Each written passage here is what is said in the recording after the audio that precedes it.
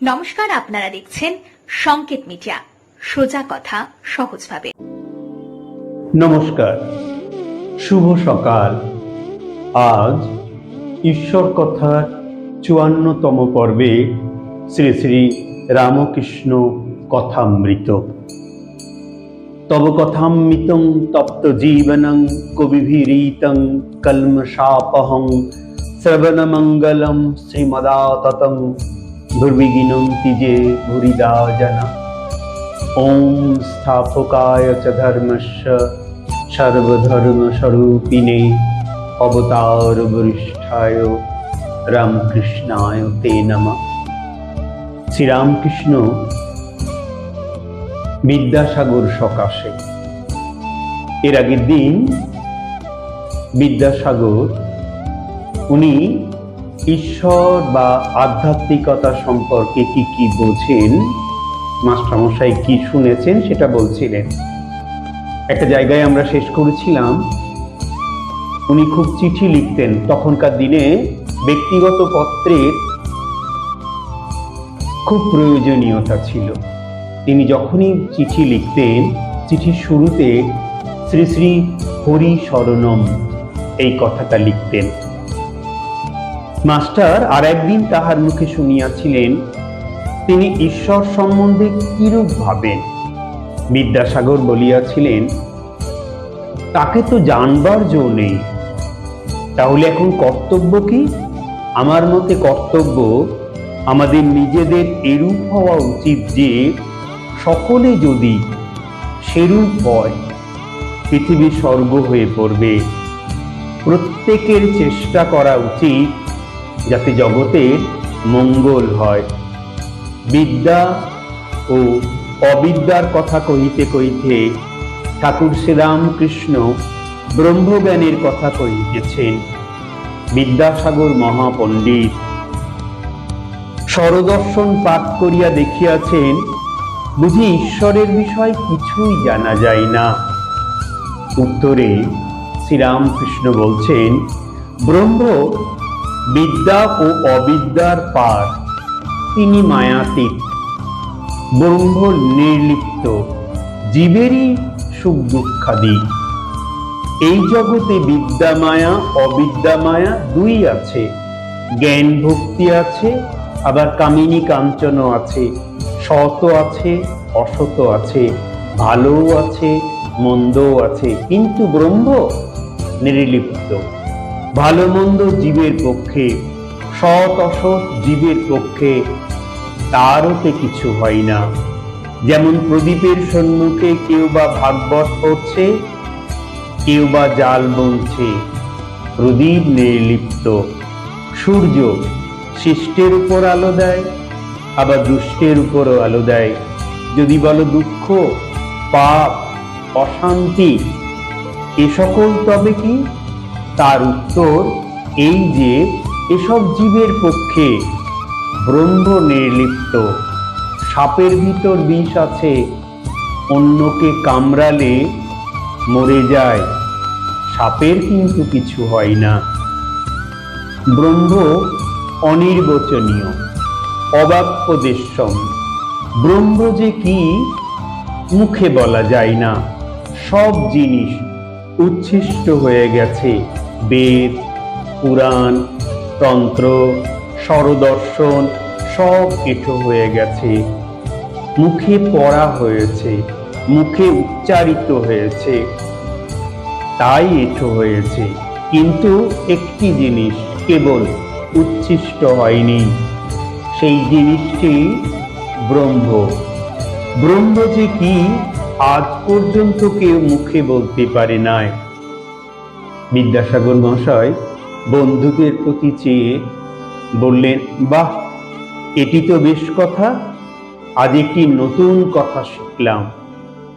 ঠাকুর শ্রীরামকৃষ্ণ বলছেন, এক বাপের দুটি ছেলে, ব্রহ্মবিদ্যা শিখবার জন্য ছেলে দুটিকে বাপ আচার্যের হাতে দিলেন। কয়েক বৎসর পরে তারা গুরুগৃহ থেকে ফিরে এলো, এসে বাপকে প্রণাম করলে। বাপের ইচ্ছা দেখেন এদের ব্রহ্মজ্ঞান কিরূপ হয়েছে। বড় ছেলেকে জিজ্ঞাসা করলেন, বাপ তুমি তো সব করেছ, ব্রহ্ম কিরূপ বলো দেখি। বড় ছেলেটি বেদ থেকে নানা শ্লোক বলে বলে ব্রহ্মের স্বরূপ বুঝতে লাগলো।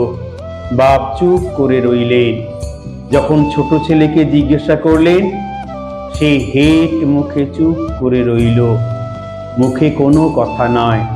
বাপ তখন প্রসন্ন হয়ে ছোট ছেলেকে বললেন, বাপু, তুমি একটু বুঝেছ, ব্রহ্ম যে কি মুখে বলা যায় না। মানুষ মনে করে আমরা তাকে জেনে ফেলেছি। একটা পিঁপড়ে চিনির পাহাড়ে গেছিল, এক দানা খেয়ে পেট ভরে গেল, আর এক দানা মুখে করে বাসায় যেতে লাগলো। যাবার সময় ভাবছে, এবার এসে সব পাহাড়টি লয়ে যাব। ক্ষুদ্র জীবেরা এই সব মনে করে, জানে না ব্রহ্ম বাক্য মনের অতীত। যে যতই বড় হোক না কেন, তাকে কি জানবে?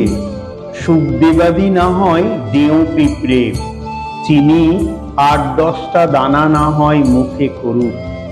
ব্রহ্ম সচ্চিদানন্দ স্বরূপ। নির্বিকল্প সমাধি ও ব্রহ্মজ্ঞান সম্পর্কে ঠাকুরের মত। তবে বেদে পুরাণে যা বলেছে সে কিরকম বলা জানো? একজন সাগর দেখে এলে কেউ যদি জিজ্ঞাসা করে, কেমন দেখলে? সে লোক মুখ হাঁ করে বলে, ও কি দেখলুম, কি হিল্লোল কল্লোল। ব্রহ্মের কথা সেই রকম। বেদে আছে তিনি আনন্দ স্বরূপ, সচ্চিদানন্দ। সুখদেবাদী এই ব্রহ্মসাগর তটে দাঁড়িয়ে দর্শন স্পর্শন করেছিলেন। একমতে আছে তারা এই সাগরে নামেন নাই। এই সাগরে নামলে আর ফিরবার জো নাই। সমাধিস্থ হলে ব্রহ্মজ্ঞান হয়, ব্রহ্ম দর্শন হয়। সে অবস্থায় বিচার একেবারে বন্ধ হয়ে যায়, মানুষ চুপ হয়ে যায়। ব্রহ্ম কি তা মুখে বলবার শক্তি থাকে না। নুনের ছবি, লবণ পুত্তলিকা সমুদ্রে মাপতে গেছিল, সকলের হাস্য। কত গভীর জল তাই খবর দেবে, খবর দেয়া আর হলো না। যেই নামা অমনি গলে যাওয়া। কে আর খবর দেবে? একজন প্রশ্ন করলেন, সমাধিস্থ ব্যক্তি যাহার ব্রহ্মজ্ঞান হয়েছে, তিনি কি আর কথা কন না? ঠাকুর শ্রীরামকৃষ্ণ বিদ্যাসাগর ও অন্যান্যদের প্রতি বললেন, শঙ্করাচার্য লোক শিক্ষা দেবার জন্যে আমি রেখেছিলেন। ব্রহ্মদর্শন হলে মানুষ চুপ হয়ে যায়। যতক্ষণ দর্শন না হয় ততক্ষণই বিচার। ঘি কাঁচা যতক্ষণ থাকে তখনই কলকলানি। পাকা ঘির কোনো শব্দ থাকে না, কিন্তু যখন পাকা ঘিয়ে আবার কাঁচা লুচি পড়ে, তখন আর একবার ছ্যাক কলকল করে। যখন কাঁচা লুচিকে পাকা করে, তখন আবার চুপ হয়ে যায়। তেমনি সমাধিস্থ পুরুষ লোক শিক্ষা দিবার জন্যে আবার নেমে আসে, আবার কথা কয়।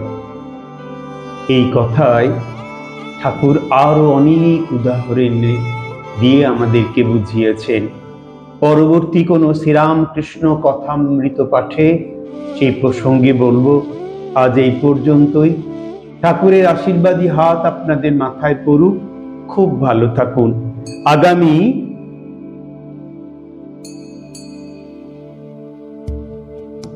৫৫তম পর্বে ঈশ্বর কথায় শ্রী শ্রী মায়ের কথা। নমস্কার। Subscribe our channel. Press the bell icon.